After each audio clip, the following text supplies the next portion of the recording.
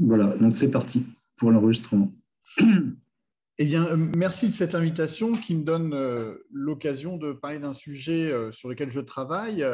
Effectivement, ce n'est pas la première fois, comme le disait Dominique, que j'interviens pour Argos, et donc je suis très content d'être là. On est dans une période complexe, donc on fait tout en numérique. Ça tombe bien, je parle du numérique. Alors, qui suis-je? Je suis Stéphane Mouchabac, je suis médecin, psychiatre à l'hôpital Saint-Antoine à Paris, qui est alors maintenant dans nos grandes structures rattachées à la PHP 6.0, le DMU, département médico-universitaire neurosciences, et je travaille parallèlement à l'ICRIN Psychiatrie Innovation, qui est une structure rattachée à l'Institut du cerveau et de la moelle, et je co-préside avec le professeur Olivier Bonneau et Raymond Schwann la section Innovation e-santé à l'Association française de psychiatrie biologique. Et j'ai décidé, sur la dernière ligne droite de ma carrière, de me consacrer à ces outils. Donc, mon travail consiste à peu près en trois niveaux. Un niveau qui explore comment ces nouvelles technologies viennent impacter notre culture de métier, nos habitudes en tant que soignants, en tant que patients. Donc, je travaille avec des sociologues dans ce domaine. Deuxièmement, nous développons nous-mêmes des outils techniques en essayant de faire ça pour le mieux. Et le troisième point, on essaye de faire émerger avec le laboratoire des idées pour améliorer toutes ces interfaces. Donc, vous voyez, un gros chantier, et j'ai le plaisir de collaborer avec des gens du ministère et autres institutions, donc pour qu'on ne soit pas privé de ces outils. Alors, je vais faire une petite manipulation technique. Je vais prendre voilà, mon diaporama. J'ai juste besoin que vous me disiez que c'est bien à l'écran. C'est parfait. Eh bien, c'est pareil. Alors, j'ai intitulé, je change souvent de titre toutes les 3 secondes, mais j'ai mis Futur espoir et nouvelles technologies. Parce que je trouvais que c'était important qu'il y ait le mot espoir et associé au mot futur. Effectivement, parce que quand on regarde un petit peu où nous en sommes, on va dire que la technologie a vécu 4 grandes révolutions. Il y en a probablement d'autres. Certains historiens diront oui, mais bon, on peut être plus précis. Mais bon, si on est un peu dans cette perspective, considérons que dans un premier temps, la machine à vapeur a permis de faire des machines qui ont permis d'aller plus loin, de mobiliser des forces plus importantes pour l'industrie. Et puis, la deuxième révolution, c'est l'électricité qui va nous permettre d'augmenter un petit peu la puissance de nos outils, de diffuser à travers les contrées une énergie que l'on peut utiliser. Bref, une véritable révolution qui a permis d'augmenter la technique et sur laquelle aboutira presque quelques dizaines d'années plus tard l'informatique. Alors l'informatique, oui, c'est une révolution importante parce que sans elle, on ne serait pas là tout ce soir en train de se parler. Alors je ne vais pas dire qu'on n'aurait pas survécu parce que nos ancêtres n'ont pas attendu l'informatique pour vivre sur des dizaines de générations, mais elle a apporté quand même une façon d'appréhender la science, la technique, la technologie qu'aujourd'hui nous côtoyons sans cesse. Et enfin, la quatrième est importante et probablement une révolution plus singulière que les autres, celle de l'intelligence numérique, l'intelligence artificielle. On verra, ce sont des concepts particuliers qui est venu quand même bouleverser une partie de nos habitudes et surtout la manière de voir ces outils technologiques. Reprenons un peu une histoire simple. Quand je vois cette image qui doit dater vraiment du début du siècle, fin 19e, début 20e, où ces paysans qui travaillent dans les champs, et on voit que la paysanne travaille un peu plus que le paysan qui la regarde, mais on peut supposer que tous les deux ont bien bossé, eh bien, c'est physique, on s'épuise. Et puis, on peut imaginer que l'utilisation d'outils un peu plus techniques ont permis de se reposer, on les sent un peu plus détendus. Cependant, on reporte un peu ça sur ce pauvre cheval qui, même si c'est son métier à l'époque, il ne l'a peut-être pas choisi. Et on va se dire, c'est pas encore le super truc. Et puis, je vous disais, on a les machines à vapeur. On a une technologie qui va permettre d'automatiser des tâches, d'augmenter la rentabilité de nos outils, mais surtout, le paysan, il n'est plus à mettre les mains dans le cambouis. Et tout ceci va peut-être aboutir par une transformation du travail. Et quelque part, les optimistes diront, grâce à ça, on a pu changer un peu les mentalités, l'organisation du travail et aboutir au congé payé. Puis d'autres vont vous dire, non. là, vous m'avez fait une belle fable. Regardez un petit peu cette histoire. Quand on a inventé la voiture, eh bien, la voiture, les charretiers dans Paris, ils ont un peu disparu au bout d'un moment. Quelques dizaines d'années, il n'y avait plus. Alors, on tue un métier avec une avancée technologique. Mais on a quand même remplacé peut-être certains métiers par d'autres. La voiture a amené les usines de production, les mécaniciens, les garages, toute une industrie qui s'est faite à côté. Donc, finalement, une espèce de compensation. Sauf qu'aujourd'hui, le grand problème, c'est que quand on fait et crée de la technologie, eh bien, les plus inquiets vont dire, bah ouais, mais il y a des métiers qui vont disparaître et qui ne seront pas remplacés. Donc, qu'est-ce que je vais devenir moi? Et véritablement, dans le champ de la médecine, on sait aujourd'hui que certains outils, et je vais vous en montrer quelques-uns, font mieux que les médecins. Pourquoi? Ils ne sont pas plus intelligents, ils vont simplement plus vite, ils ont plus de puissance de calcul, ils sont plus nombreux, et ces outils permettent d'aller un petit peu plus loin. Alors, tout le monde a peur. Et quand on a peur, qu'est-ce qu'on fait? On rejette. Moi, finalement, je vais être là pour essayer d'exprimer une pensée qui va être critique, mais aussi une pensée d'ouverture, parce que ces outils sont imparables, et celui qui n'est pas dans le train, eh bien, il ira un peu moins vite que les autres. Alors, je pense que maintenant, c'est un concept que tout le monde a bien assimilé, que celui d'une médecine personnalisée.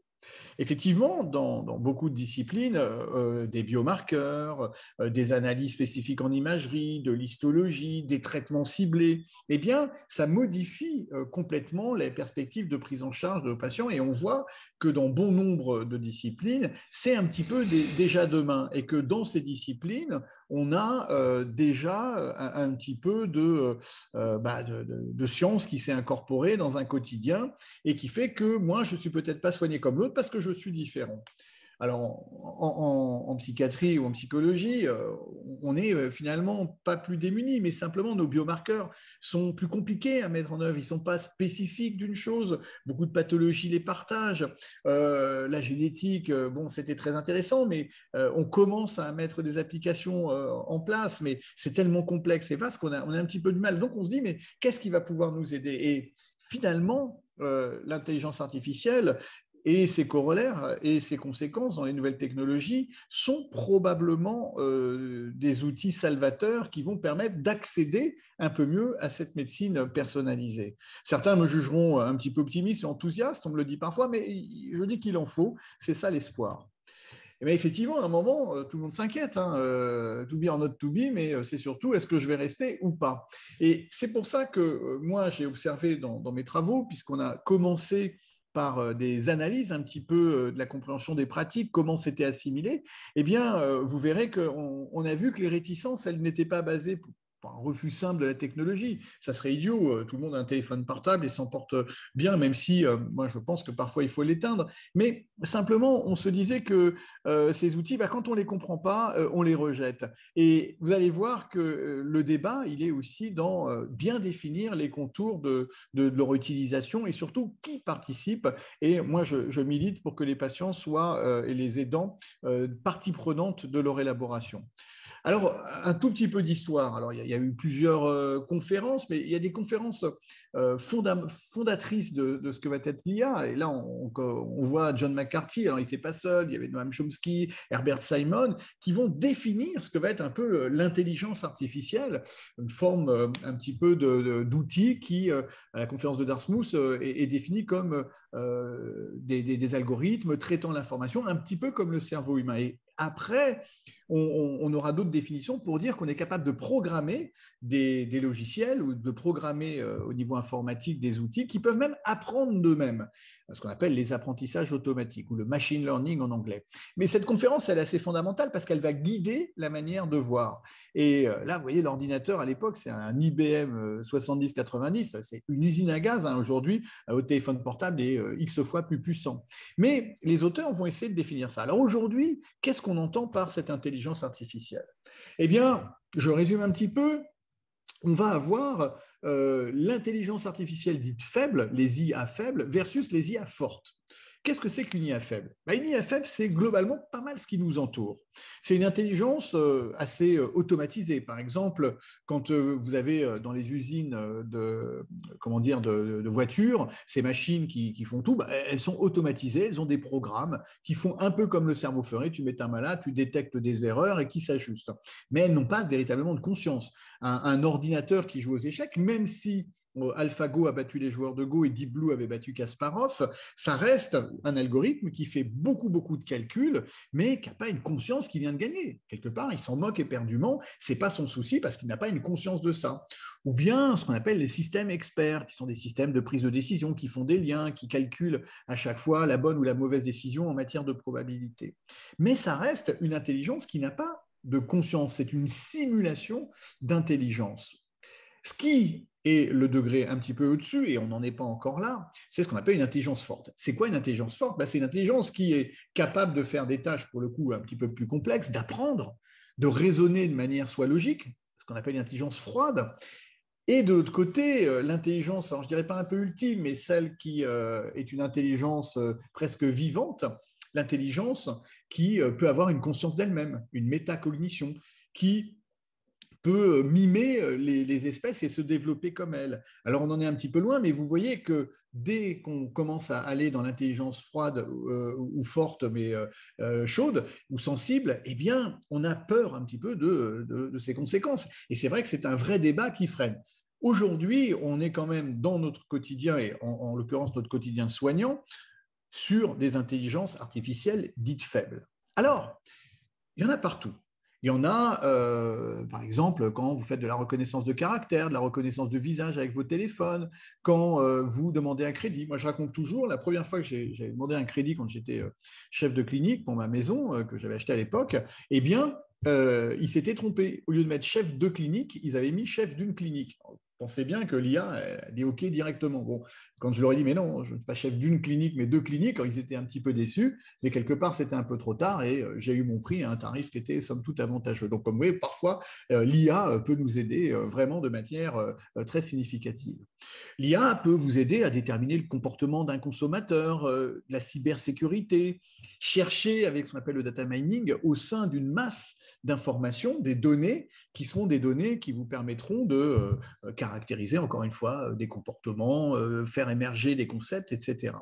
Google, avec ses algorithmes qui sont excessivement puissants, avec des gens très brillants qui sont derrière, arrive parfois à nous faire douter de nous-mêmes et même à nous inquiéter. Vous tapez deux lettres et boum, ça vous dit exactement ce que vous cherchez. Comme un mentaliste, gratuitement. Alors vous vous dites, mais comment est-ce possible? Parce que grâce à ces algorithmes, on crée des tendances, votre bulle, une représentation numérique de ce que vous êtes quelque part, avec des probabilités que ça marche, et quelque part, ça fonctionne plutôt bien, l'analyse financière. Alors, quid de la médecine? Et c'est de ça dont je vais parler. Donc, vous voyez, cette IA, cette intelligence artificielle, ces outils numériques sont là, ils existent, et dans la médecine, comme je l'ai dit tout à l'heure, ils ont déjà quand même bien pénétré notre profession. Mais dans la psychiatrie, il y a quand même pas mal de réticences. Alors, quand ces outils numériques, agrémentés ou non d'une IA, peuvent-ils intervenir? Ils peuvent intervenir avant même qu'il y ait quelque chose. Alors là, ça provoque un débat, mais vous allez voir, on peut prédire des événements, ce qu'on fait déjà avec la météo, ce qui reste des probabilités. On peut agir dedans, pendant par exemple une crise, pendant un épisode, comment optimiser la prise en charge, comment prendre des bonnes décisions, comment peser une balance bénéfice-risque, comment aider le patient de manière adaptée et singularisée. Et bien sûr, après, pour éviter qu'il y ait des soucis, pour augmenter la qualité de la prise en charge. Bref, on a là quand même un niveau d'intervention assez intéressant.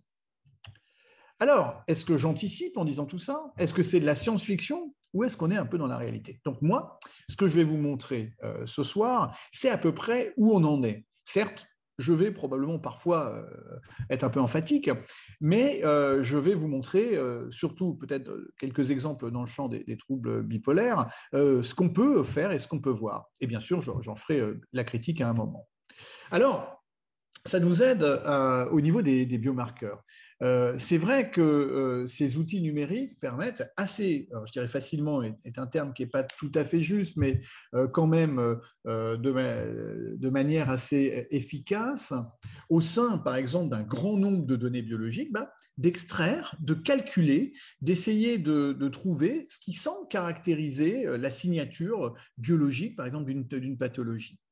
Par exemple, vous allez avoir des images mentales, enfin de l'imagerie mentale, de l'imagerie cérébrale, et couplées par exemple à des marqueurs biologiques ou génétiques, et on va mettre ça dans la machine qui va tourner, s'entraîner et essayer de faire des classifications, de séparer un petit peu les outils entre eux.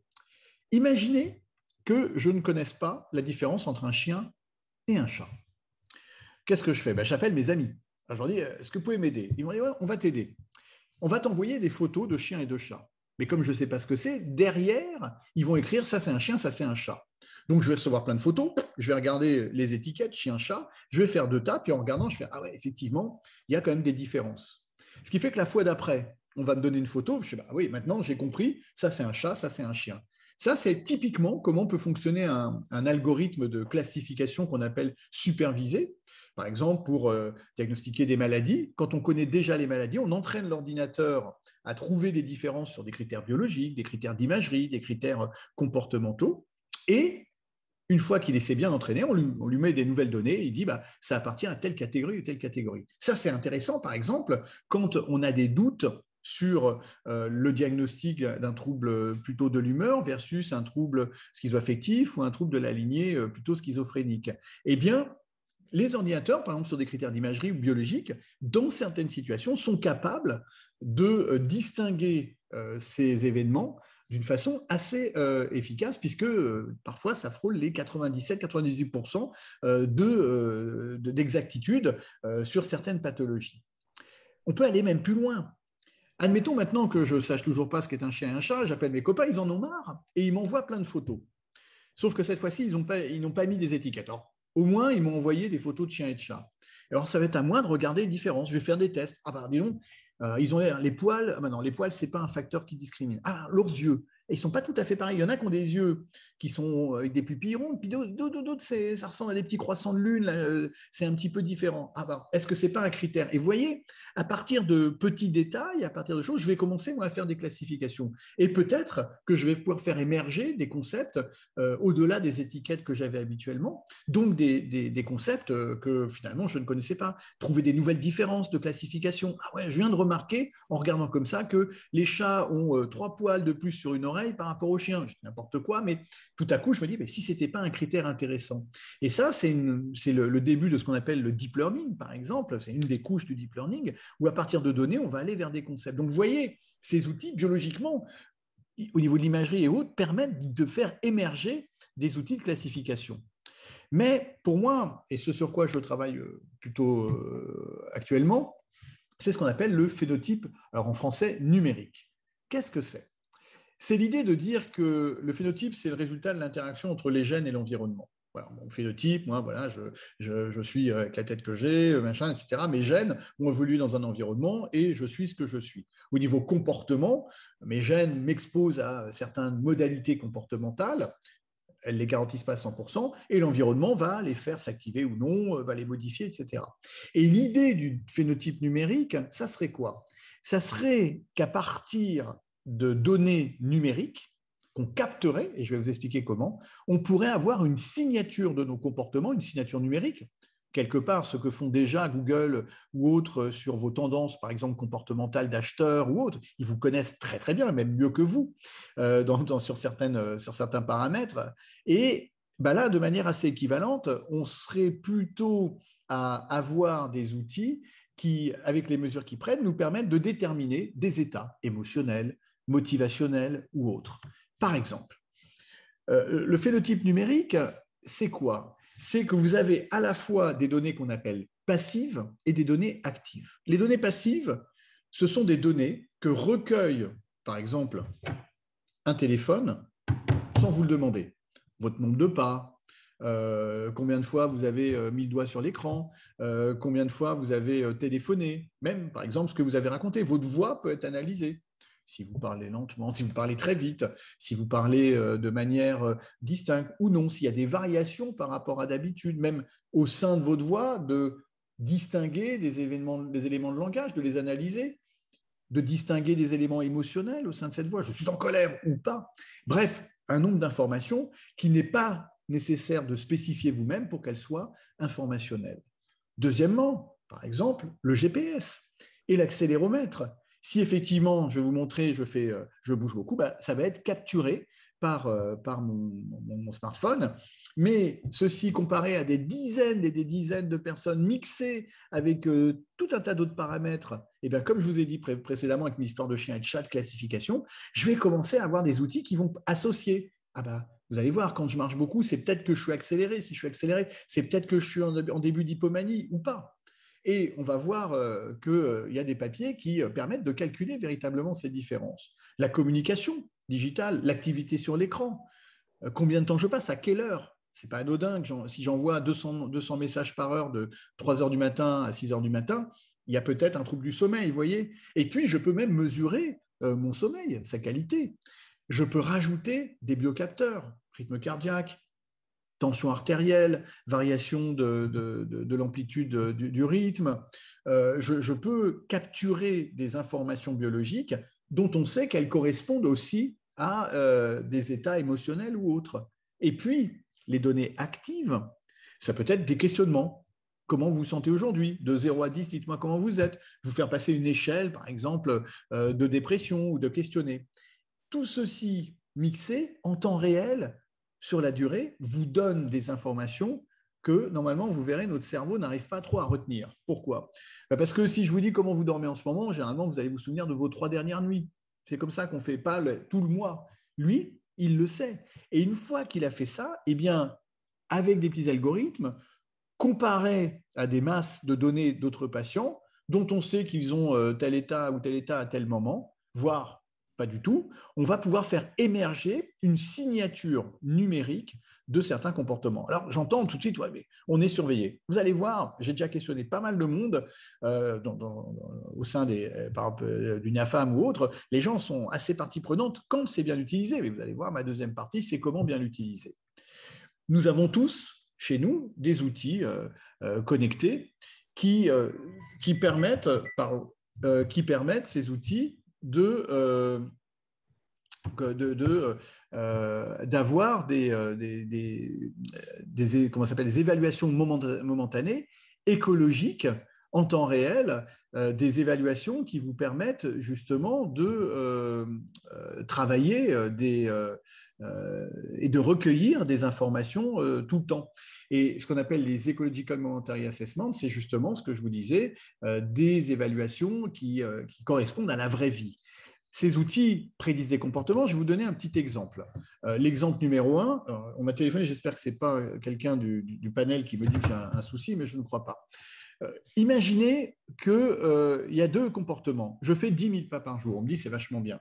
En rouge, c'est mon chemin habituel. Je fais 10 000 pas. En bleu, j'ai fait 10 000 pas. Mais on voit bien que les pas, ils tournent un peu en rond. Eh bien, à l'aide du GPS, une équipe italienne avait montré que quand le nombre de pas augmentait, mais surtout devenait un peu chaotique et n'était pas trop en lien avec les comportements habituels, eh bien, c'était probablement significatif d'une accélération motrice, donc probablement d'une phase débutante hypomaniaque ou maniaque. Alors, me dire, je me sens surveillé. Maintenant, c'est comment je veux être monitoré. Et c'est une vraie question. Est-ce que j'accepte d'être surveillé par moi-même ou par un outil numérique en permanence? Mais, par exemple, c'est possible. Et là, je vous disais, on est sur vraiment le avant et presque pendant le début d'une crise. Donc, vous avez des indicateurs qui vont vous dire, oh, peut-être aujourd'hui, il va falloir se calmer, ou il y a un souci, ou peut-être contacte ta famille, ton médecin, pour voir comment il te trouve. Par exemple, autre étude qui est sortie il y a 2 ans, qui est un modèle de prédiction passif. On a recueilli à l'aide du téléphone pas mal de paramètres. Par exemple, l'exposition à la lumière, le temps de sommeil que vous aviez. Est-ce que vous avez bien dormi? Est-ce que vous étiez agité? Avec l'accéléromètre, on a vu un peu la qualité du sommeil, la durée, etc. Avec des petites interrogations sur votre humeur, boum, balancé dans un outil de machine learning, donc d'apprentissage, eh bien, j'ai fait une bêtise, j'ai écrit 35%, ce n'est pas du tout 35%, mais 65%. Il y a, les gens sont capables, enfin l'ordinateur est capable de prédire en fonction des derniers jours ce que vous allez être dans les 3 prochains jours, votre humeur. Il est capable, à partir de tous ces paramètres, de dire sur les 3 prochains jours, vous allez être comme ceci, comme ça, et c'est juste, dans 65% des cas. Mieux encore, il était capable de dire vous êtes dans tel état, c'est-à-dire déprimé, hypomane, maniaque, dans 85 et 87% des cas. C'est-à-dire que ces paramètres-là, ça nous montre qu'ils sont significativement liés à des états. Vous allez me dire oui, ben je le sais, quand je dors plus, c'est que je suis. Mais il est capable de le capter objectivement. Maintenant, on peut imaginer que cet outil soit intégré dans un paramétrage personnalisé de votre prise en charge ou d'une prise en charge et qu'il déclenche des petites alertes. Mais vous voyez, ils sont capables de discriminer de manière assez authentique des états qui sont des états émotionnels ou autres, et ces outils fonctionnent quand même de manière optimale dès lors qu'ils sont entraînés sur des grosses populations. Alors, continuons. Ça, c'est un truc que j'ai trouvé assez intéressant. Alors, c'est en anglais, veuillez m'excuser, mais j'ai repris la diapo de la revue.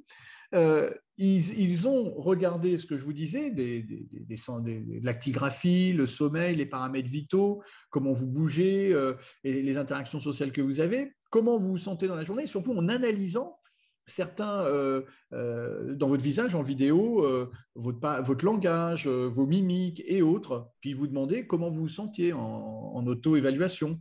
Et bien sûr, il y avait la possibilité de regarder ça, de croiser ça avec le regard des amis et des proches.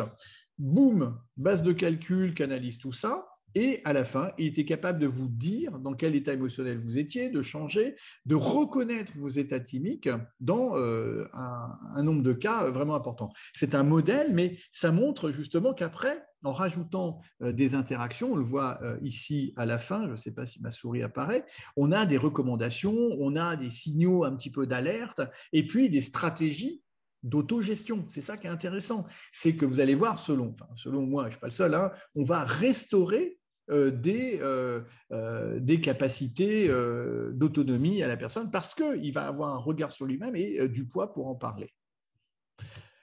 Autre outil intéressant, l'imagerie. L'imagerie médicale sont des données numériques aujourd'hui. Quand vous prenez une IRM, vous êtes capable de, enfin, c'est une fois que vous avez l'acquisition, ce sont des données numériques, donc vous pouvez les traiter, je dirais pas facilement, parce que un cerveau humain va être un peu ennuyé. Quand vous avez une boîte d'1 million de points sur 1 million de points, ça fait quand même du calcul. Mais l'ordinateur, pour lui, c'est juste du temps.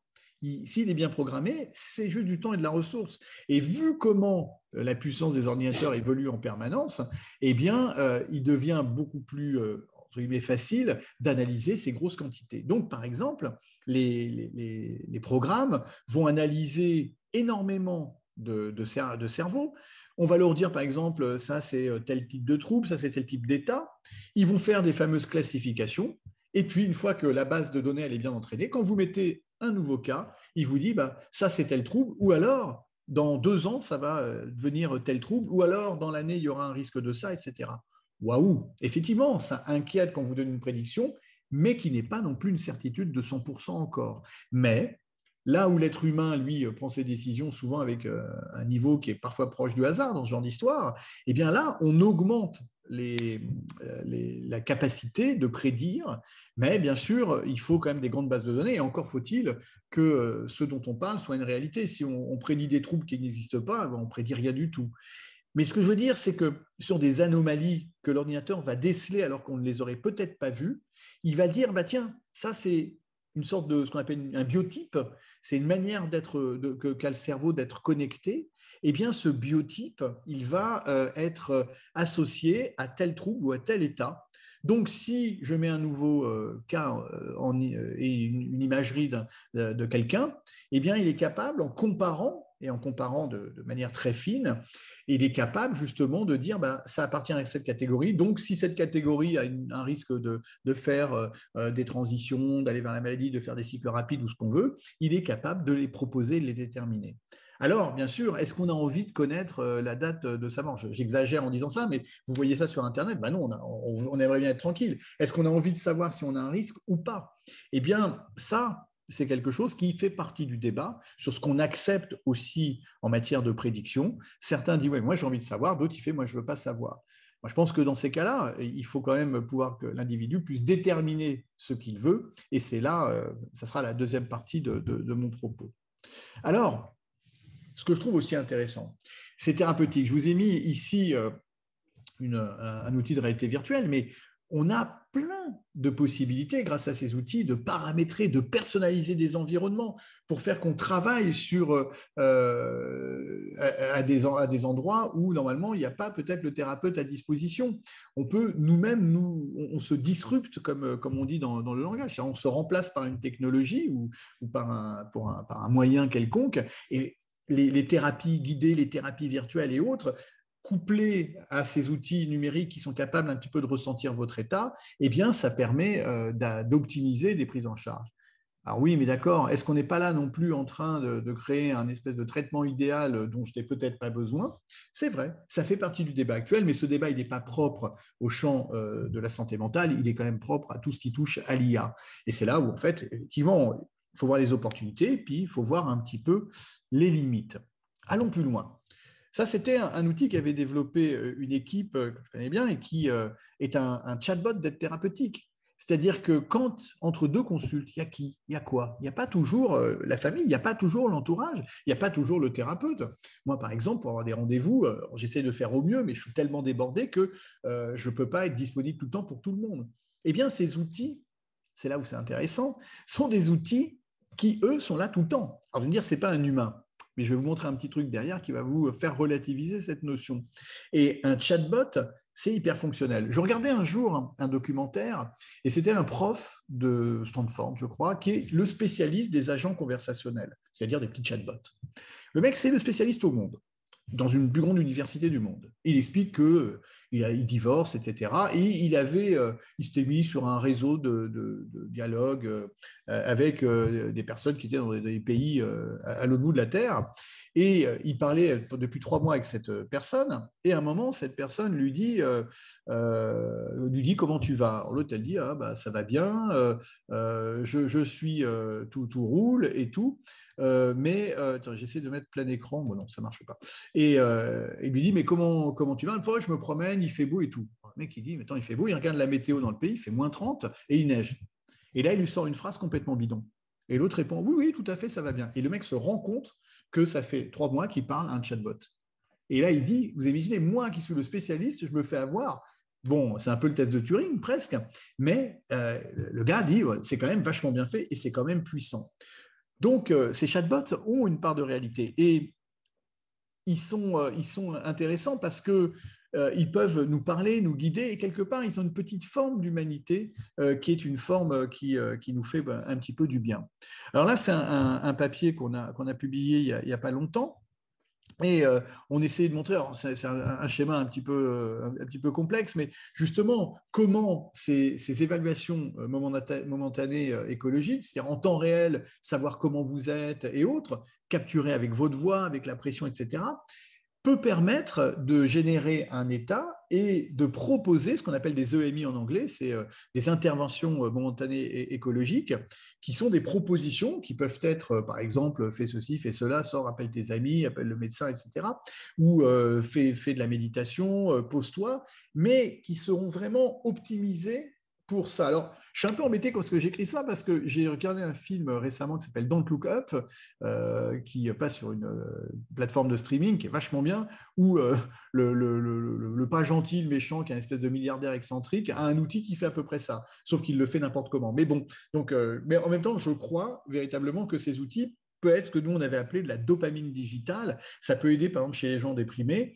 d'avoir une évaluation immédiate et d'avoir des outils proactifs, motivationnels, qui sont là pour nous aider aussi et qui peuvent même aussi générer des interventions humaines. Donc, vous voyez, c'est couplé, on commence à avoir des éléments thérapeutiques qui sont entre les deux. Mais bien sûr, critique, à un moment, je ne sais pas si vous reconnaissez cette scène, c'est dans Minority Report, qui est là joué avec Tom Cruise et qui est issu d'un film, d'un livre, pardon, de nouvelles de Philippe Cadic. Minority Report, c'est on arrive à anticiper ce qui va se passer, donc on met en prison des gens qui n'ont encore rien fait mais qui vont faire. Et quelque part, la prédiction, c'est un peu ça. La prédiction, c'est avant que ça soit passé, on dit ça va se passer, donc on agit. Donc on voit bien que là, les types, tout juste s'il les congèle pas, enfin si, je crois qu'ils font un équivalent et ils les cryogénisent et les mettent dans un coin. Là, le but, c'est pas la proposition, c'est pas de faire ça, c'est d'ajuster au mieux les thérapeutiques qu'il faudra valider, qui correspondent, alors ce ne sont pas nécessairement médicamenteuses, mais qui correspondent à vraiment de la science pour justement optimiser la prise en charge. Et c'est là où peut-être notre deuxième registre d'interrogation est important, c'est qu'est-ce que ça vient faire dans la relation? Est-ce que c'est un autre? Est-ce que c'est un add-on?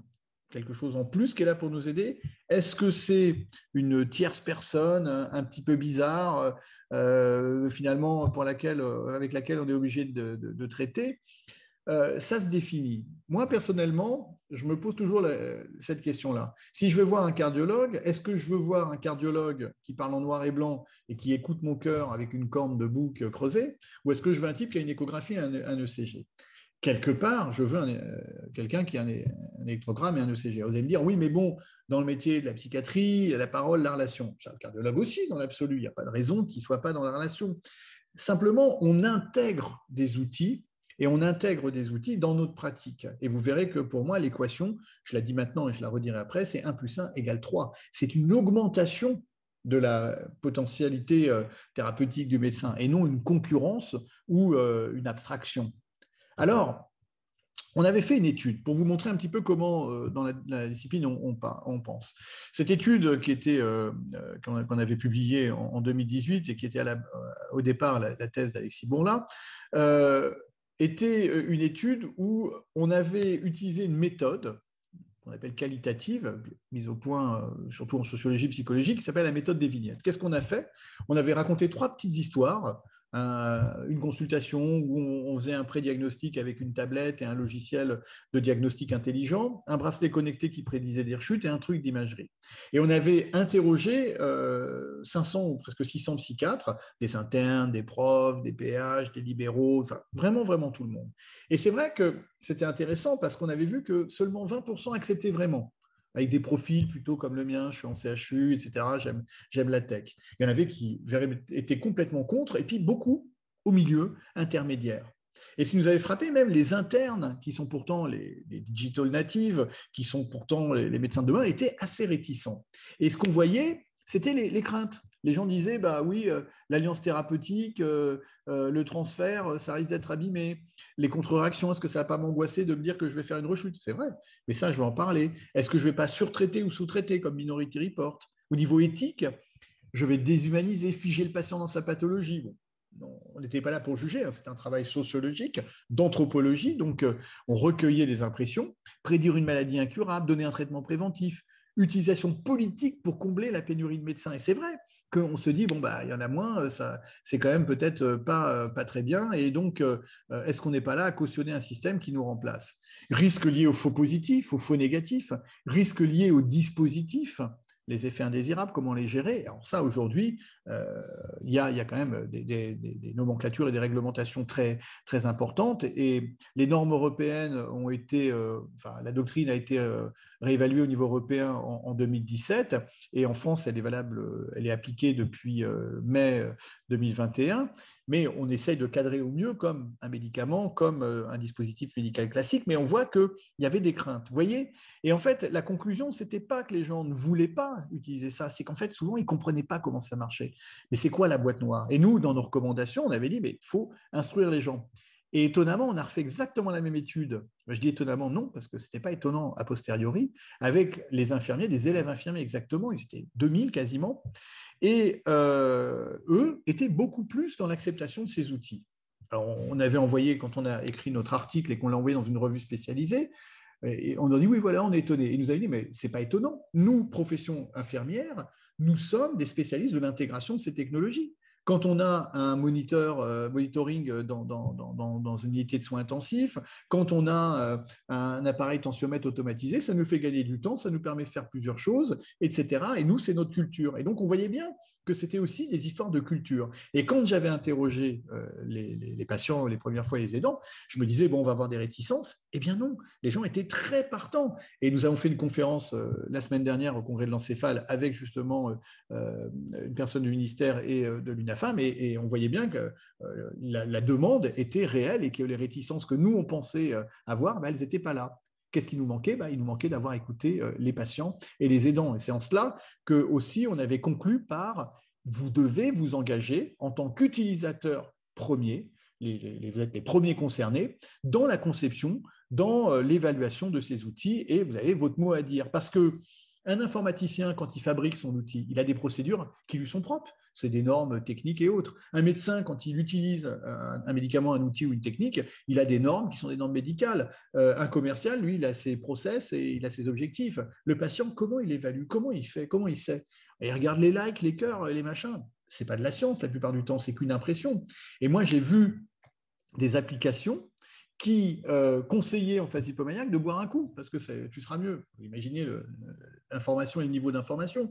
On a vu, c'était un papier qui était sorti, qui reprenait tous les critères de psychoéducation les plus pertinents de Vieta, par exemple, donc des équipes espagnoles, et il regardait ce qui correspondait. Il y avait entre 0% de concordance à 50% ou 60% pour le mieux, mais la plupart, c'était à 30-40%.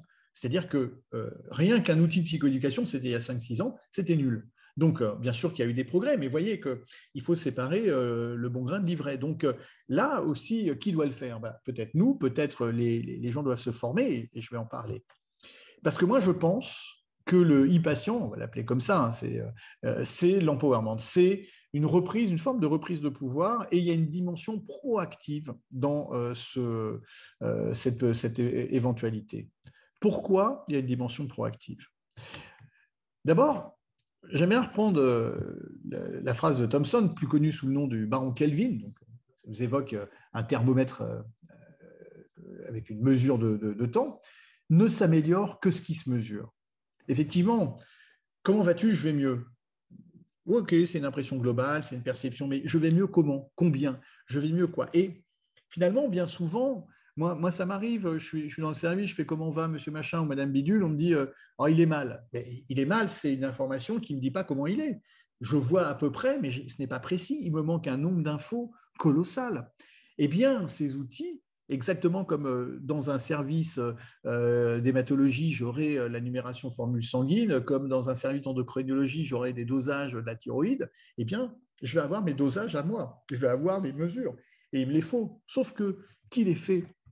Dans les services, les échelles en permanence à chaque fois. Hormis dans la recherche, c'est rarissime. On le fait peu parce que c'est chronophage, certains n'en voient pas l'utilité, alors que ne s'améliore que ce qui se mesure. L'avant, le pendant, l'après, quand vous avez une variation, vous savez à peu près où on va et vous savez si vos actions, elles sont pertinentes. Eh bien, ces outils, quand même, sont des outils qui vous donnent, vous, des informations sur vous qui sont des mesures objectives, une fois que c'est validé, bien sûr, et qui permettent d'avoir, non pas une négociation, mais une interaction plus équilibrée sur ce que vous ressentez, qui n'est pas, par exemple, juste la vision subjective, ou parfois et objective si on veut, de l'entretien médical, puisqu'on n'est jamais à la place de l'autre totalement. On imagine et on a nos représentations.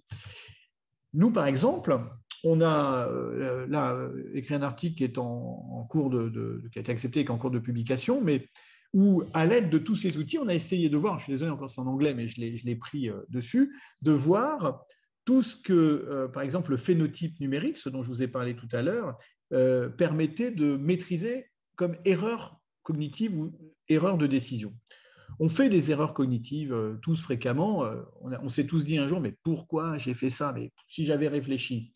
On peut être persuadé d'avoir pris une bonne décision pour se rendre compte a posteriori que ce n'était pas la bonne. Qu'est-ce qui a mené à cela? Eh bien, c'est que naturellement, on prend souvent des décisions, elles ne sont pas irréfléchies, mais elles sont basées sur des schémas très automatiques. Qu'est-ce qui fait que quand vous êtes sur un site marchand qui a écrit « il reste que 2 exemplaires », vous faites « ouh ». je le veux, et poup, on appuie. Qu'est-ce qui fait que si vous êtes sur un site de réservation, qu'on met 8000 personnes veulent aller là, ben vous êtes pressé, vous appuyez. Ce n'est pas la rationalité.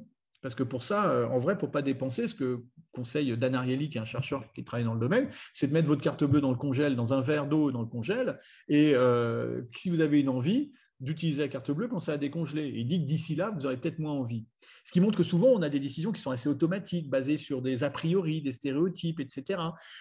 Quand je demande à un patient comment vous êtes, il me donne des infos. Quand je pense à un traitement et son efficacité, je pense aux 2-3 derniers patients. J'ai vu pas 100 patients comme dans une série d'une étude. Vous voyez bien qu'on est limité. Ben là, tout à coup, grâce à ces outils, on a aussi de l'argument, on a aussi des données sur un mois où on n'a pas perdu des informations avec des biais de remémoration. On n'a pas la surconfiance du médecin, on va pas la sous-confiance du patient quand il dit les choses, les illusions d'association, etc. Donc, vous avez, grâce aussi à ces outils, le moyen d'avoir des informations qui sont objectivables et qui permettent de savoir comment on est et d'avoir une courbe, une tendance avec laquelle on va pouvoir travailler et probablement prendre des décisions qui seront des décisions plus adaptées ou plus pertinentes ou peut-être moins biaisées.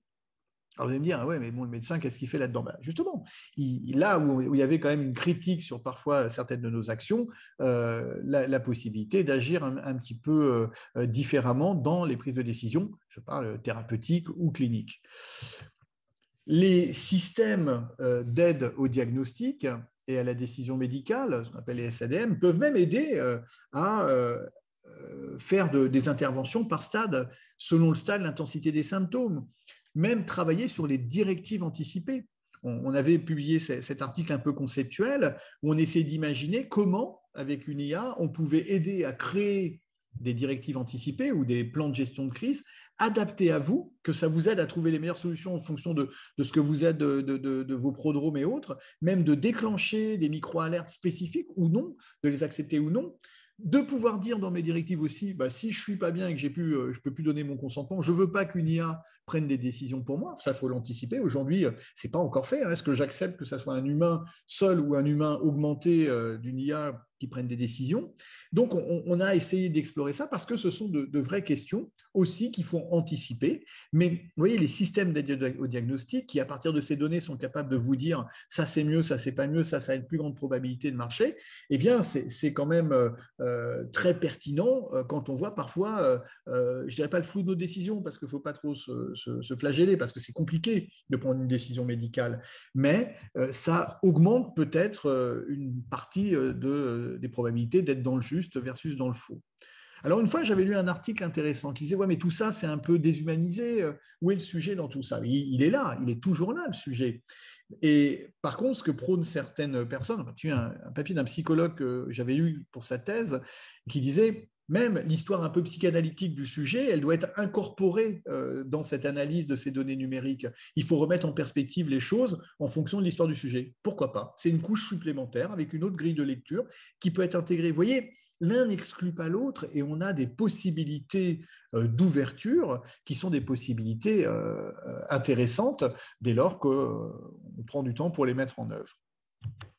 Alors, moi, ce que j'aime bien aussi, c'est que grâce à ces outils, comme je vous montrais tout à l'heure, on a des possibilités d'intervention en temps réel. En temps réel, une alerte, ça peut être agaçant une alerte, ça peut être agaçant d'être titillé. Si en plus je suis irritable et qu'une alerte me dit tu n'es pas bien, c'est pas bon. Mais il existe par exemple une étude qui s'appelle Priori, qui va écouter comment vous parlez. Elle va voir s'il y a une accélération du débit, une tachyphémie, ou une bradyphémie, mais généralement c'était plus pour le versant accélération. Elle analyse par rapport à d'habitude, et du coup, si elle détermine que c'est pas bon, elle vous dit tu parles vite, est-ce que tu ne serais pas un peu excité, pas comme d'habitude, etc. Alors là, le sujet peut choisir de dire oui ou non. S'il dit oui, eh bien, tant mieux. S'il dit oui, il va y avoir une action. Et on peut dire, par exemple, est-ce que j'appelle tes personnes ressources, ton aidant, ton médecin, etc. Et ça peut permettre d'avoir en temps réel une petite adaptation thérapeutique ou un conseil, qui n'est pas nécessairement un médicament. Ça peut être ce soir, évite de sortir, couche-toi tôt, mets-toi au lit, etc. Et tant que c'est possible, vous avez peut-être évité une amplification symptomatique, un petit peu comme le font les thérapies interpersonnelles avec aménagement des rythmes sociaux. Le fait de se dire, là, je suis un peu mou, il faut peut-être que je sorte, versus là, je suis un petit peu trop excité, il faut que je reste à la maison. Ça peut permettre de se faire aussi avec une sorte de contrôleur externe supplémentaire. Donc, vous voyez que les possibilités d'adapter ce qui existe, mais avec un niveau d'automatisation et de personnification, est quand même assez pertinent. Ces possibilités d'action en temps réel, elles sont aussi bien sur des aspects thérapeutiques, psychothérapeutiques, physiques ou autres. Et on peut imaginer, après, il faut savoir jusqu'où on va, mais que peut-être votre assistant personnel deviendra un majordome. C'est un peu l'idée des technophiles et des gens qui travaillent là-dessus, qui veut dire qu'on aura tous un majordome numérique. On aura quelqu'un qui sera notre algorithme personnalisé, qui nous connaîtra tellement bien, qui sera capable de trouver quel est le thérapeute le mieux pour vous en fonction de tout un tas de paramétrages, de prendre rendez-vous à votre place, etc. C'est une forme de secrétariat numérique, mais personnalisé. Et il sera peut-être capable de dire, là où tu es un peu mou, tu as mal dormi depuis 3 jours, ce matin, je mets la luminothérapie de manière automatique à 8 heures. Boum, et c'est mieux. Alors, où est la part de libre arbitre là-dedans? Encore une fois, ce sont des choix personnels, sociétaux, mais qu'il ne faut pas rejeter d'emblée. Il faut voir ce que ça peut aider parce que c'est un moyen d'aller un petit peu mieux. Moi, je fais souvent ce parallèle avec le diabète. Le diabète, les gens ont une pompe. La pompe analyse votre glycémie. En fonction de ça, elle ajuste la dose. Ça ne choque personne. Là, on est dans le comportemental et on se dit, oui, mais il y a un contrôle. Pas nécessairement, parce que c'est pas non plus un outil qui va vous empêcher de penser. Mais dans l'idée, on va pouvoir avoir ces interventions pour optimiser, encore une fois, tout ce qu'il nous faut en temps réel. Alors, est-ce qu'on doit redéfinir un serment d'Hippocrate? Dans le serment d'Hippocrate, il y a marqué « Je respecterai toutes les personnes, leur autonomie et leur volonté ». Moi, ce qui m'intéresse, c'est le terme autonomie. Alors, c'est peut-être là où on a vraiment des choses à jouer, parce qu'à la fois, j'ai vu qu'il y avait une main levée, mais je répondrai aux questions après, sinon ça va être compliqué. L'autonomie, c'est quoi? Finalement, ma volonté, est-ce qu'elle est respectée? Très probablement que j'aurai des moyens de faire respecter ma volonté via le recueil de ces données. Comme je vous disais tout à l'heure, un patient, je dis, vous avez l'air fatigué. Non, c'est juste hier soir, regardez, boum, j'ai dormi correctement tout le mois. Qu'est-ce que vous voulez que je dise à ça? Si je n'ai pas la preuve, je dirais, mais si, vous avez l'air fatigué. Mais non, je dors bien. Mais non, vous avez l'air fatigué. La liberté d'action, il faut pouvoir la préserver. Et là, autant on peut paramétrer, par exemple, avec RGPD, les cookies, les trucs comme ça, quelque part, on aura le droit de déterminer, et ça, c'est ce que je vous disais tout à l'heure, c'est par exemple, dans mes directives anticipées numériques, je veux que si j'ai un outil comme ça, que j'accepte sur une appli qui m'aide à aller mieux, je ne veux pas être embêté par 3 trucs par jour et je ne veux pas que ça corrige. Ou ok, je suis d'accord, je veux bien. Bien sûr que l'autonomie, c'est aussi garantir qu'on peut comprendre. Et il va falloir que ces outils-là soient compréhensibles. Pour qu'ils soient compréhensibles, c'est que d'abord, les gens communiquent un peu dessus. Et là, on se heurte parfois au secret industriel. Les gens ne veulent pas montrer comment marche la boîte noire. Mais la compréhension de cela est fondamentale. Et pour qu'il y ait de la compréhension, il va falloir que aussi les prescripteurs sachent comment ça fonctionne. Et bien sûr, l'autonomie, ça passe par le respect de la dignité. Et ça, c'est aussi important. Alors, dans ces outils, qu'est-ce qu'un bon outil? C'est des outils qui respectent finalement une certaine charte et une certaine structure. Et on doit pouvoir comprendre dans ces outils à quoi ils servent. Ça doit être clairement expliqué. On doit comprendre comment ils sont construits. Est-ce qu'il y a de la science derrière? Est-ce qu'ils sont utiles? Est-ce qu'ils vont me permettre d'avoir des informations pertinentes pour ma prise en charge? Et est-ce qu'ils me respectent d'un point de vue éthique? C'est-à-dire qu'ils ne restreignent pas ma liberté d'action, ma volonté et ma dignité. La pédagogie et la protection. Ça, c'est un peu le rôle du médecin aussi. Pourquoi? Parce que j'ai toujours du mal moi personnellement, hein, quand un médecin me dit oh, je prescris le médicament, mais je ne comprends rien à comment ça marche. Alors, je peux comprendre qu'on ne comprenne pas, mais on se renseigne. Et là, c'est pareil. Comment je fais si un patient me dit ah, voilà, j'ai vu l'application Touche Joyeux, ça a l'air bien, tout le monde me dit que c'est bien, il y a 260 000 likes et 8 cœurs, vous en pensez quoi? Si je suis comme ça, il y a quand même du monde qui l'utilise, ça a l'air d'être intéressant, c'est bien, c'est pas bien. Quels sont les critères que je vais utiliser? Comment je vais faire? Et puis, eh bien, c'est là où effectivement, on est en droit de réclamer à la profession qu'elle s'actualise, qu'elle s'ouvre à ces outils, quitte à avoir un point de vue. Il y a des médecins psychiatres qui disent moi les traitements c'est pas mon truc, ou je trouve que c'est pas utile, ou ça marche pas. C'est un point de vue. Chacun a le droit d'avoir un point de vue. On est dans une société libre et démocratique, donc on a le droit d'en avoir un. Là, c'est pareil, on a le droit d'avoir un point de vue sur le numérique. Mais si on a un point de vue, il faut savoir de quoi on parle. C'est tout ce qu'il faut demander.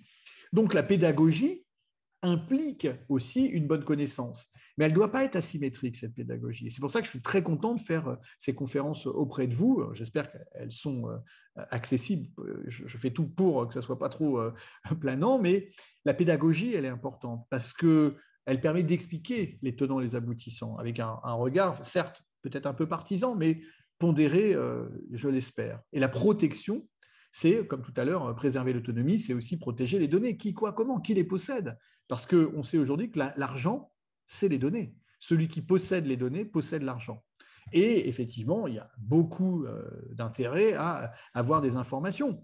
On n'a peut-être pas envie que son application soit connectée avec celle d'une assurance qui dise voilà, en ce moment, il n'est pas bien, ou il a fait ça, il a fait une tentative de suicide et autres. Donc, on voit bien qu'il y a des moyens. Et comment je vais gérer l'incertitude? C'est aussi un vrai débat.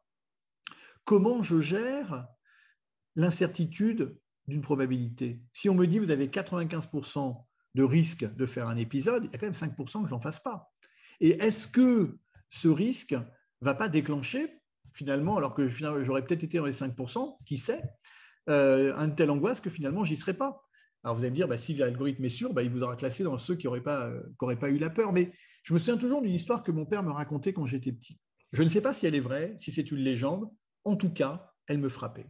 Il me disait que les aborigènes, chaque année, se réunissaient en cercle. Ils prenaient un os de kangourou qui faisait tourner, et celui qui pointait, il allait mourir dans l'année. Moi, je me disais, mais quel curieux rituel, pourquoi ils font ça?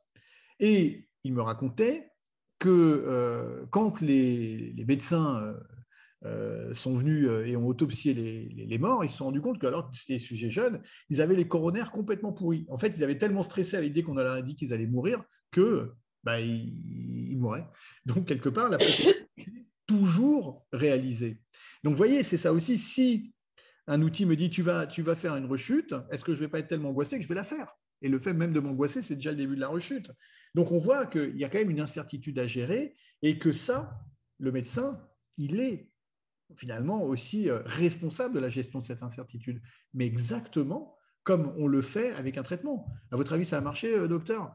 Oui, ça marche dans combien de cas? 70%. Mais c'est quoi 70%? Est-ce que je suis dedans? Est-ce que je ne suis pas dedans? C'est vachement compliqué, vous voyez, à gérer des probabilités. Eh bien, probablement qu'une partie de notre boulot futur, ça va être de gérer ces notions de probabilité et d'incertitude un peu plus, parce que là, c'est des prédictions qui vont être quand même assez importantes et assez élevées.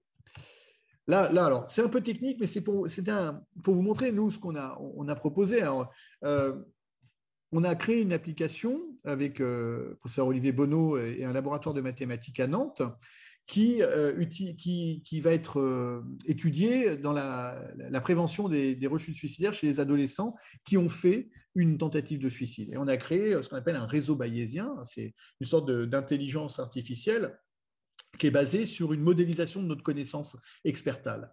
On a pris plein de paramètres et ces paramètres, on dit s'il est modifié, il y a tant de probabilités que ça soit lié au suicide ou à un risque de suicide, etc. etc. Et tout ceci est connecté, s'organise. Mais on s'est dit, est-ce que ça marche? Et là, on a dit, il va falloir tester. Tout médicament qui est mis sur le marché a été testé d'abord sur des cellules, sur des animaux, ce qui est hélas triste, mais c'est comme ça arrive, parfois de manière un peu informatique. Et nous, on a créé des petits personnages, des sims, des simulations d'êtres humains, avec des variations d'humeur, des variations d'anxiété, etc. Et on a regardé si nos conseils correspondait à une réalité. C'est-à-dire que là, par exemple, sur cette feuille, sur ces graphes, bon, en haut, Yoris c'est un peu abscon à expliquer, mais en dessous, vous voyez, il y a faites de l'imagerie mentale, appelez votre médecin, faites du mindfulness, etc. À chaque fois, il y a des conseils. On regarde au début quand le mec est bien, et puis après, on fait varier. On a fait varier brutalement le niveau d'anxiété.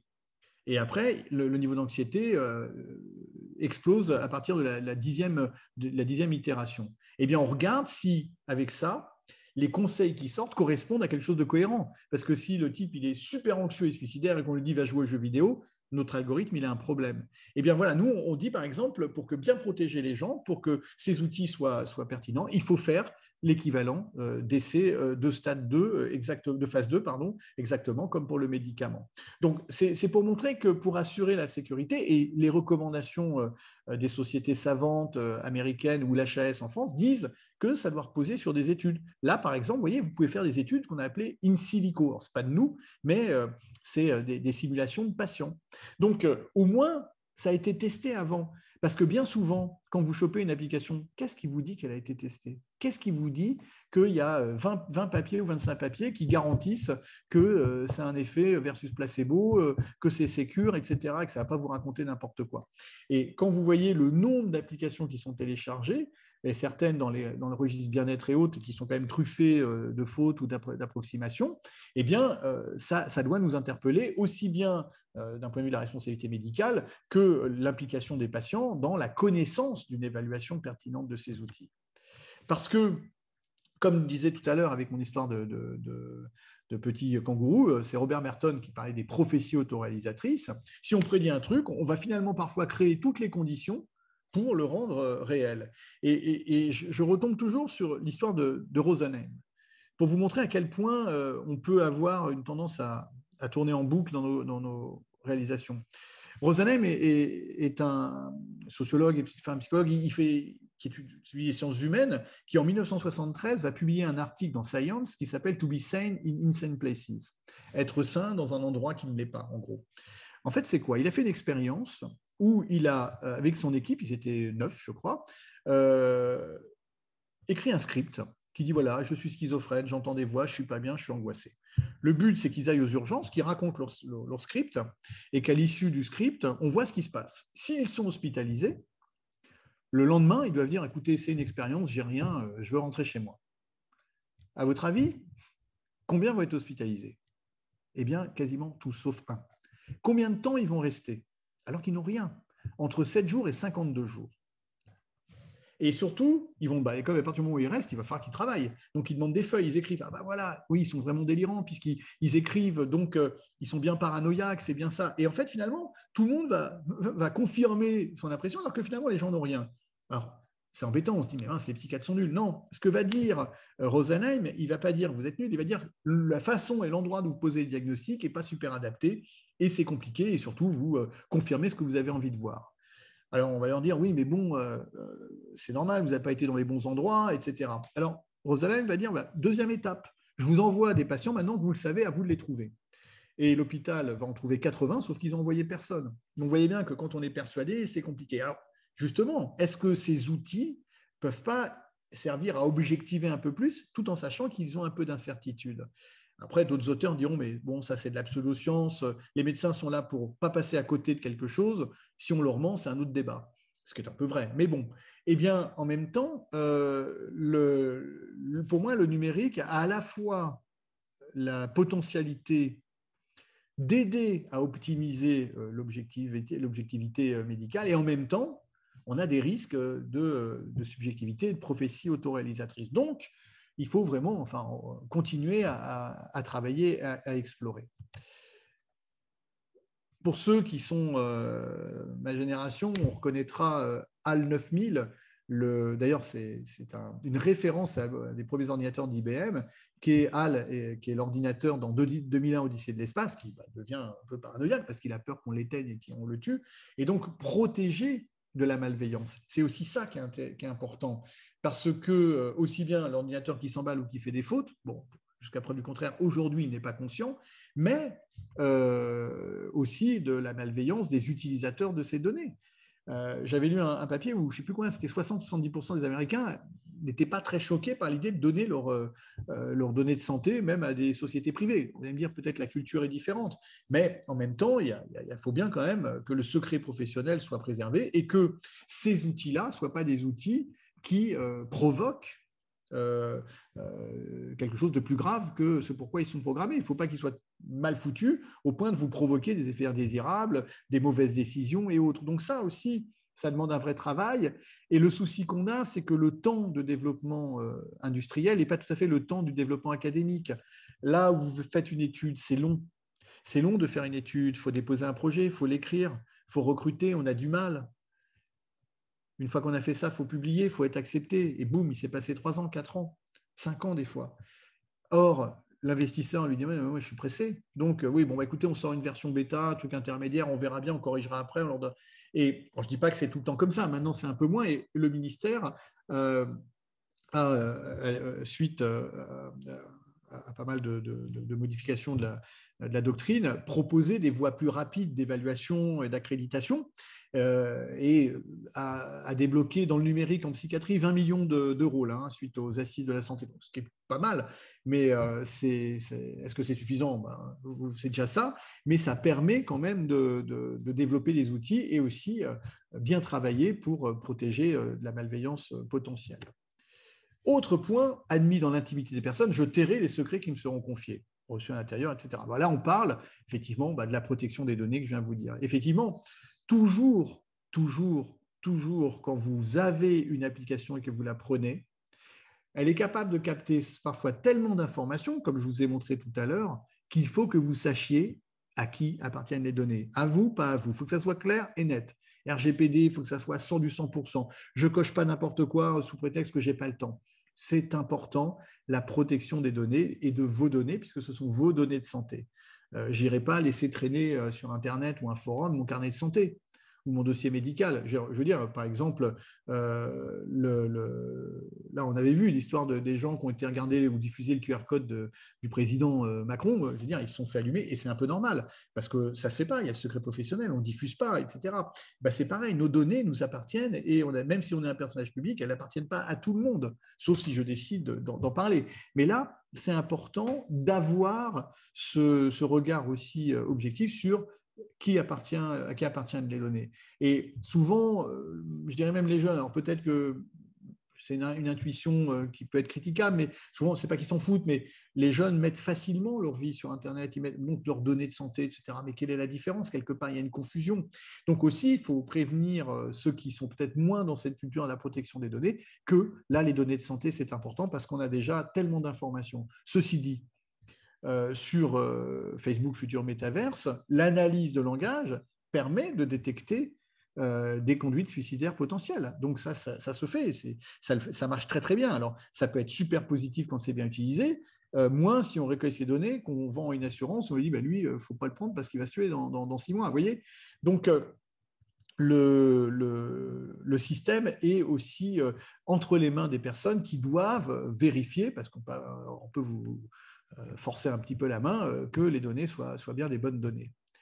Je préserverai l'indépendance nécessaire à l'accomplissement de ma mission, je n'entreprendrai rien qui me dépasse mes compétences. On parle de compétences, je les entretiendrai et les perfectionnerai pour assurer au mieux les services qui me seront demandés.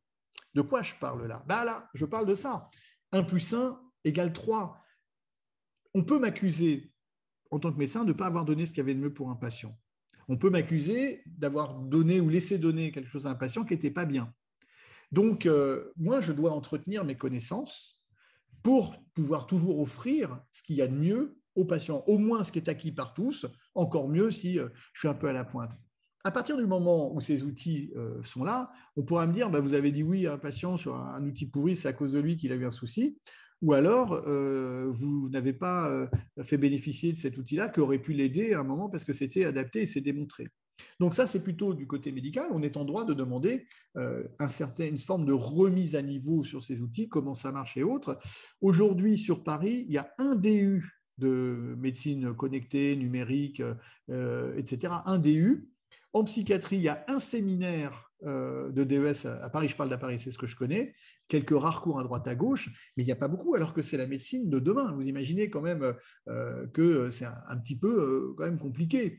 Et quand vous regardez les gens qui sont en école d'ingénieurs, mais eux, bon, on va dire c'est des ingés, mais ils raisonnent comme ça, c'est très clair. Donc, il ne faut pas qu'il y ait d'asymétrie et il faut que nous, on avance parce que, comme je vous le disais tout à l'heure, 1 plus 1 égale 3. C'est la théorie du médecin augmenté. Et ça, c'était clairement explicité dans le livre blanc du numérique de l'HAS. Et ça, c'est intéressant. Alors, c'est anecdotique et j'arrive vers la fin. C'est une étude qui disait, ouais, mais bon, est-ce que c'est humain tout ça? Vous voyez ces petits robots Nao, ils ont été faits par une société qui s'appelait Aldébaran, qui était une société française. Et ils demandaient à des gens de venir entraîner le logiciel de reconnaissance vocale. Alors, il disait aux gens, vous allez lui parler, on va faire le planning d'une semaine. Par exemple, qu'est-ce que je mange, je fais les courses, quel rendez-vous que je prends, etc. Une fois qu'ils ont fait ça, à la fin, l'ordinateur, on doit éteindre le petit robot. Sauf qu'en vrai, ce n'est pas un robot, c'est un mec derrière qui parle.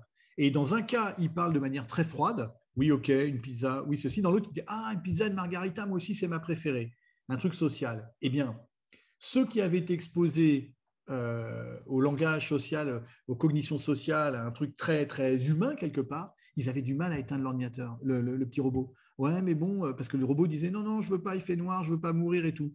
Et bien, ceux qui avaient été exposés au truc social, ils mettaient vachement plus de temps pour éteindre, ils trouvaient des excuses. Ce qui montre bien que ce n'est pas tant la forme qui marche, c'est la manière dont on interagit avec. Donc, vous voyez que potentiellement, ces outils ont une forme d'humanité. Et là, je reprends pour moi, alors c'est encore une fois, ceux de ma génération peut-être reconnaîtront, McCoy, c'est dans Star Trek. McCoy est un personnage emblématique, c'est le vaisseau, c'est le médecin du vaisseau. C'est important, les mecs qui traversent l'univers et l'espace, si jamais il n'y a pas un médecin à bord, ça craint.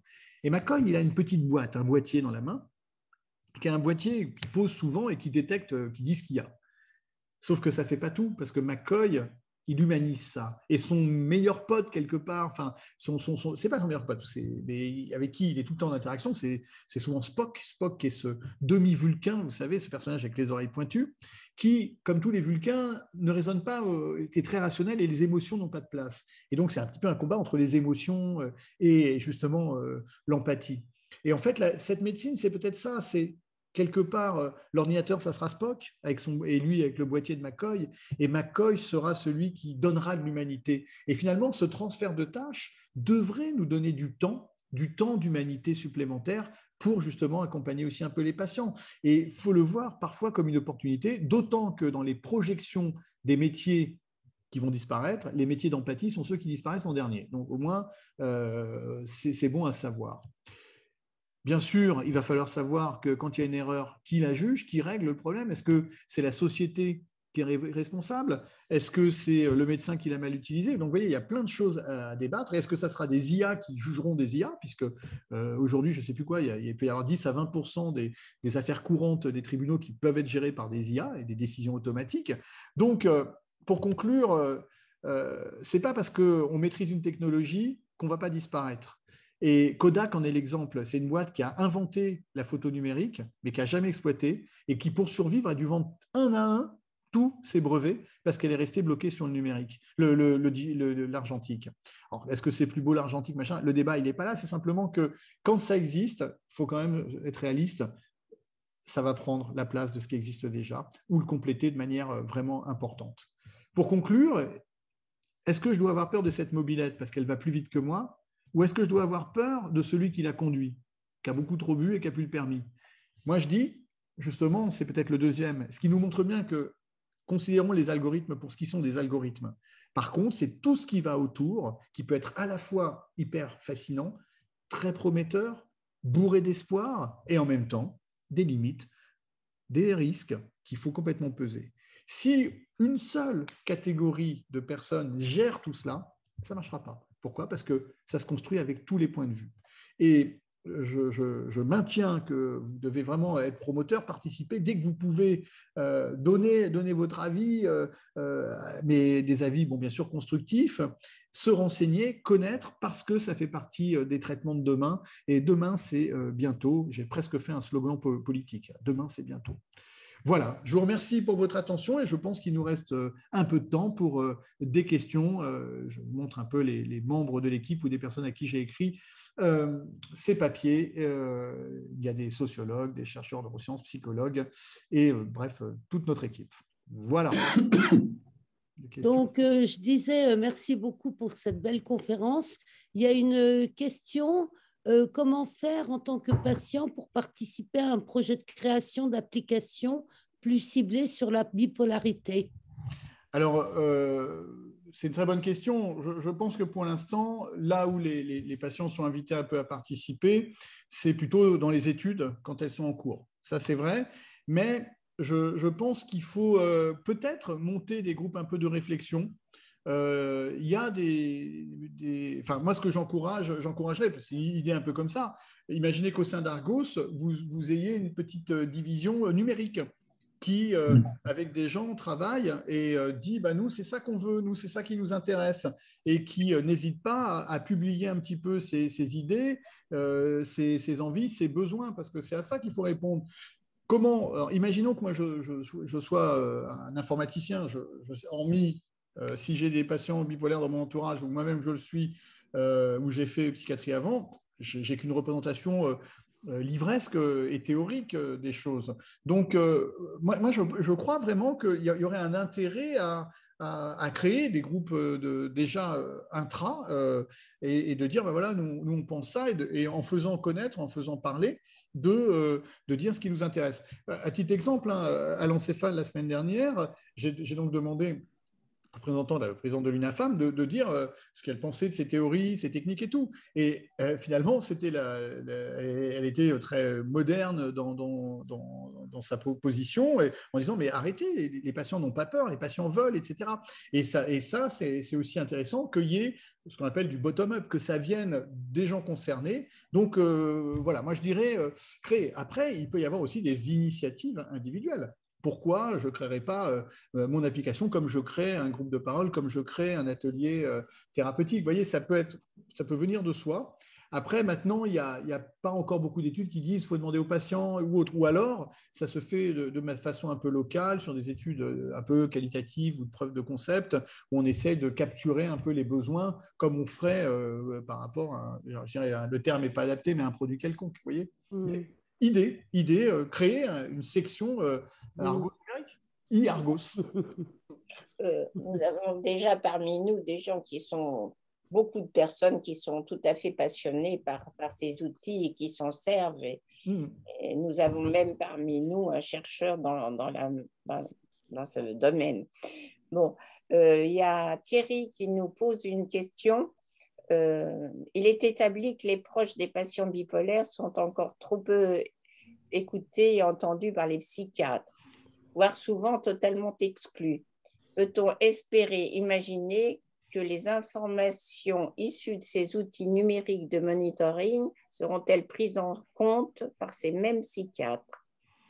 Bah, c'est un petit peu ce que j'ai dit dans la conférence, et ce que je souhaite, c'est un outil d'empowerment et d'équilibre. Je dis, enfin, en disant ça, faut que je garde une position vraiment la plus neutre possible, parce que j'entends ça, et après, ma pratique n'est peut-être pas la pratique de tout le monde ou ma façon de voir, donc je ne vais pas non plus parler à la place d'autres collègues qui voient les choses d'une certaine façon. Par contre, je crois pertinemment que ces outils-là sont des outils qui permettent de recueillir des informations, qui permettent aussi d'apporter de manière plus symétrique dans le dialogue des infos. C'est de l'empowerment. C'est un moyen de me dire, voilà, non, mais regardez, docteur. Moi, si quelqu'un me le dit, au bout d'un moment, je dis, bah ouais, ok. Voilà, il y a ça. Alors, est-ce que j'ai besoin, pour le croire, d'avoir une courbe sur un mois? Oui et non, mais quand même, ça peut peser, ça peut m'aider à mieux comprendre.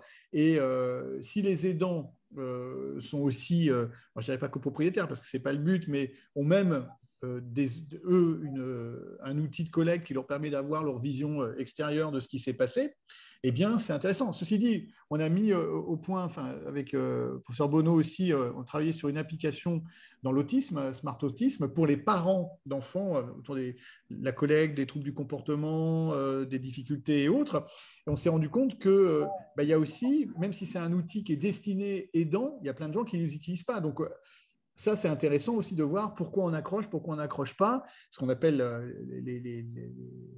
enfin, il y a plein de trucs en informatique qu'ils connaissent super bien, mais est-ce qu'il faut gamifier? Est-ce qu'il faut faire du feedback? Est-ce que s'il y a un événement concomitant de l'actualité, bah, du coup, on utilise moins les outils, plus les outils? Vous voyez, il y a aussi tout un travail et les aidants sont impliqués. Et pour nous, par exemple, surtout dans le cas de la pédopsychiatrie, quand même, les aidants vont utiliser ces outils, puisque c'est les parents la plupart du temps. Donc, oui, ces infos, normalement, elles sont faites pour être interopérables, utiles.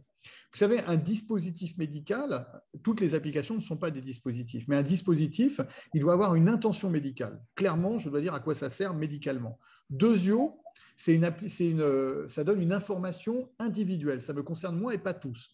Par exemple, si je prends ma tension artérielle avec un outil qui moyenne avec toute la France, ce n'est pas individuel, donc ce n'est pas considéré comme un DM au sens propre.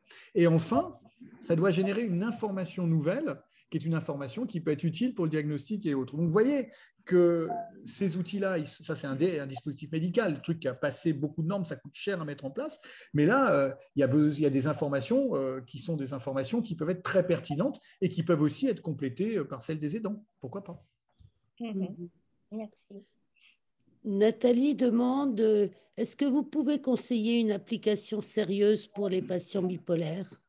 Alors, c'est là où moi, je vais avoir un petit peu honte parce que j'ai regardé beaucoup d'outils. Je vais vous dire, souvent, dans les outils que je prescris des outils de cohérence cardiaque, donc ouverts, qui ne sont pas des dispositifs.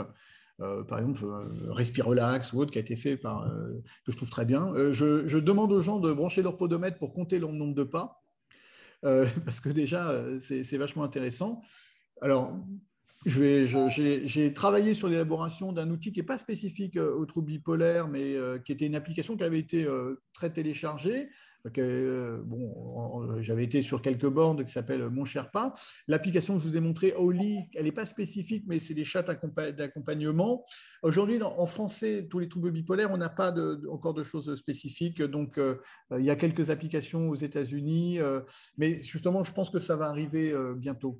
Une psychologue m'a dit à un congrès, il y a 2 mois, elle me dit c'est vachement bien tout ce que vous présentez, mais pourquoi on ne l'a pas encore en pratique? Vous voyez, ça c'est un peu vrai. C'est en train d'arriver, c'est encore pas toujours à maturité, mais ça va venir. Après, des applications validées, reconnues, remboursées dans la bipolarité en France, aujourd'hui, il n'y en a pas. Donc, je dis déjà, prenons des outils un peu fonctionnels, je vous dis podomètre et autres, des outils peut-être pas encore complètement spécifiques. Il y a des outils de psychoéducation. Je voulais faire une revue très pointue récente, mais j'ai plus préféré aller sur des trucs conceptuels parce que je pense qu'une des recommandations, c'est qu'on doit les utiliser avant pour bien les connaître et bien dire ce qui marche. Or, je ne l'ai pas fait parce que je travaille pas mal en ce moment sur la dépression et l'anxiété. Donc, je n'ai pas réactualisé mes données, donc je ne voulais pas vous dire de bêtises. Merci. Selon vous, est-ce que l'on peut espérer que l'apport de l'intelligence artificielle dans la psychiatrie ou plus généralement dans la médecine puisse bénéficier au plus grand nombre ou pas?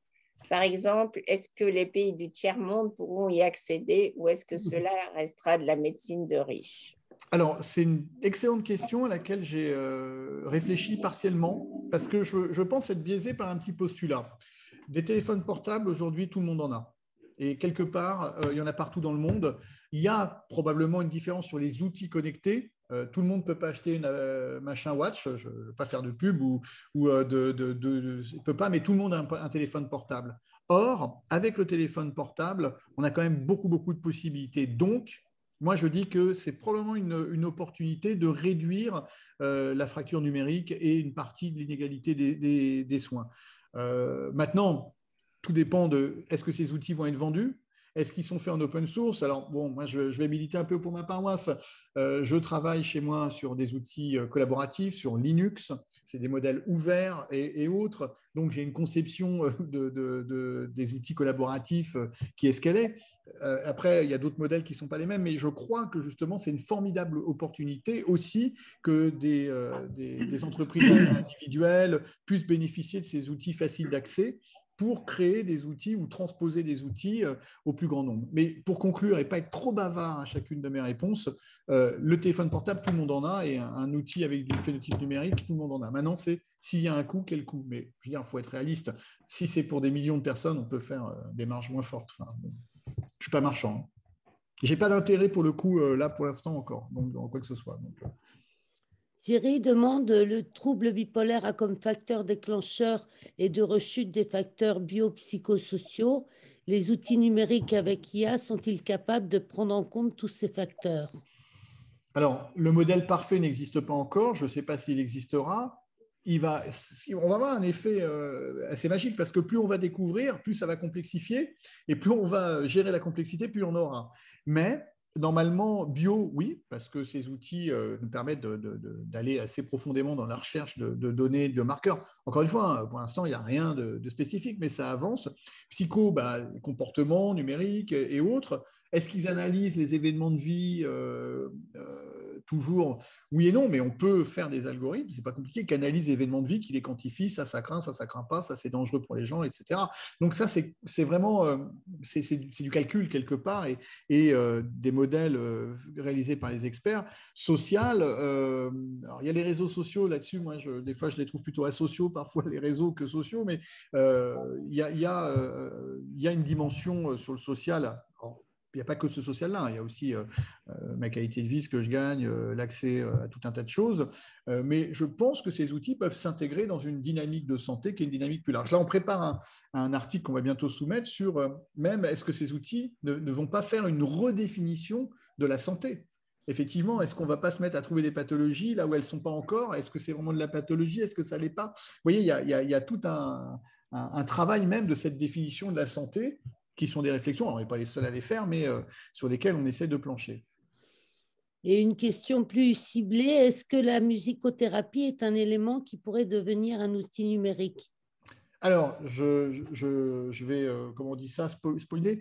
Je dirige une thèse en ce moment où on est en train d'analyser dans la littérature autour de ces outils comment la musicothérapie peut être numérisée. Et ma réponse est je pense que oui. Totalement, totalement. On en écoute toute la journée. Moi, j'ai un truc qui est essayé, qui est assez fou, qui envoie des micro-impulsions qui fait flasher la lumière avec une musique un peu planante, et ça modifie vos états de conscience, par exemple. Un truc américain. Alors, c'est payant, mais c'est assez impressionnant. Et ça peut vous mettre dans des états modifiés de conscience. Alors, eux, ils disent proche d'une prise de LSD. Je n'ai pas essayé, mais voilà. Et oui, la musicothérapie peut être drivée par la musique. Et il y a déjà des applications qui le font, qui travaillent, qui vous font des trucs personnalisés, qui trouvent quel type de musique semble correspondre à votre profil, agissent dessus. Enfin, il y a déjà des applications. Et alors, je suis musicien, donc c'est pas moi qui vais vous dire que ça fonctionne pas. J'avais même fait une conférence il y a 2 ans ou 3 ans à l'Encéphale sur le cerveau musical, et je crois que c'est tout à fait miscible dans la technique. Dominique, encore une dernière question? Oui, une dernière question, parce qu'on arrive, il est 21h, là, 21h01. Alors, Eliane, en fait, a dû s'absenter, là, parce qu'en fait, elle a une quinte de tout, là, D'accord. Comme moi tout à l'heure. Donc, elle nous prie de bien vouloir l'excuser. Voilà. Donc, une dernière question, effectivement. Moi, j'avais une dernière question. Est-ce que vous pensez de remplir tous ces outils numériques fait que la prise en charge par le patient lui-même est meilleure et qu'il est capable de prédire qu'il est en phase maniaque, qu'il est en dépression et par là même de se rétablir mieux? Alors, soyons clairs, aujourd'hui, ces outils sont beaucoup du domaine de la recherche encore. Hein, ils sont énormément encore en phase d'élaboration, ceux dans la prédiction et autres. Après, moi, ma conviction, elle est un peu oui. Alors, encore une fois, certains de mes collaborateurs et amis me disent « Ouais, tu es enthousiaste ». Et voilà, il faut bien être un peu optimiste dans la vie aussi. Moi, je le suis, c'est mon tempérament. Donc, je pense que oui. Et je pense qu'ils peuvent nous aider, mais à gérer une partie de l'histoire, parce que cette discipline est tellement complexe, ces maladies sont tellement complexes ça va être compliqué de les réduire elles-mêmes à juste un filet de données numériques, mais on peut imaginer qu'on va même découvrir peut-être des nouveaux champs d'exploration, de compréhension et peut-être de prise en charge. Moi, je crois que bien mené, je n'ai pas la solution encore, je ne sais pas encore quel est cet outil idéal, je réfléchis, j'essaie je fais partie des milliers de personnes dans le monde qui essayent de faire avancer à leur échelle les choses, mais je pense qu'il y a un coup à jouer, c'est ma conviction. Maintenant, je suis réaliste aussi. Je vais donner l'exemple des réseaux sociaux qui, à la base, est un truc très sympa. Et quand on voit ce que ça peut donner parfois, cette foule numérique un peu dure et haute, où on critique et haut, et je me dis, bon, voilà, c'est toujours à double tranchant, double sword, les Américains appellent ça, à double tranchant. Donc, mais ça, c'est une banalité que je suis en train de raconter depuis le début. On sait qu'il y a des dangers et qu'on a des fantasmes aussi. Mais vraiment, pour conclure, le message que j'ai envie de dire, c'est impliquez-vous. Impliquez-vous, vous êtes propriétaire de ces moyens, vous êtes destinataire de ces moyens. Donc, autant c'est compliqué de participer à l'élaboration d'un médicament autrement qu'en le prenant dans un essai thérapeutique. Autant, dans ces outils, c'est possible de participer à des essais cliniques, entre guillemets, clinico-numériques. Mais pour une fois, je pense qu'il y a vraiment un mot à dire. C'est quoi pour moi les biens? Qu'est-ce que j'accepte? Est-ce que c'est utile, pas utile? Parce que le numérique pour le numérique, finalement, qu'est-ce que ça va m'apporter? Si un crayon à papier peut être suffisant, pourquoi je le ferai en numérique? Par contre, si le numérique peut apporter un progrès dans la prise en charge et dans le bien-être des personnes et leur qualité de vie, il ne faut pas s'en priver. Mais voilà, ce n'est pas de la démagogie que je fais parce que je l'ai écrit dans les articles et je le répète à chaque fois. Et j'interviens régulièrement auprès des associations de familles et de patients parce que mon message, il est pertinent parce que je sais que je n'ai pas toutes les solutions du tout. Donc, les solutions, elles sont aussi, entre guillemets, en vous. Merci beaucoup, monsieur Mouchardakh. Merci beaucoup d'être venu. C'est moi qui vous remercie de m'avoir invité. Et si je suis désolé pour ma fausse manip. Non, pas de souci. On essaiera d'effacer tout ça, l'enregistrement. Allez, merci beaucoup. Et je vous enverrai le diaporama si vous voulez le monter avec. Oui, avec plaisir. Ouais, merci beaucoup. Oui, et on le publiera. Merci, monsieur. Okay. Bonne fin de soirée. Bonne fin de soirée à vous. Ceux qui sont venus nous écouter aussi. Merci. Bonne soirée à toutes et à tous. Merci. Au revoir. Rendez-vous en février.